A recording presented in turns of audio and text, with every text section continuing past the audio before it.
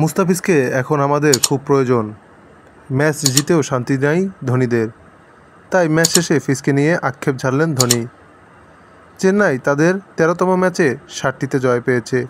Point টেবিলের ৩ নম্বরে আছে তারা, কিন্তু তাতেও যেন দুশ্চিন্তা কাটছে না চেন্নাইয়ের, কারণ শেষে রয়্যাল চ্যালেঞ্জার্স ব্যাঙ্গালুরুর সাথে তাদের ম্যাচ রয়েছে। ওই ম্যাচ জিততেই হবে।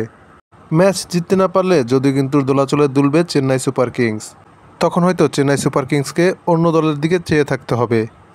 কিন্তু মূল সমস্যা হচ্ছে চেন্নাইয়ের প্রধান বোলার মোস্তাফিজ এবং পাথিরানা দলে নেই। তাদের বোলিং লাইন আপ আগের চেয়ে অনেকটা দুর্বল হয়ে পড়েছে।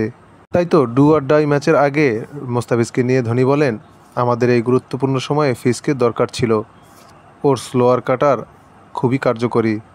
তাছাড়া আরসিবির সাথে প্রথম ম্যাচে ও দুর্দান্ত বোলিং করেছে।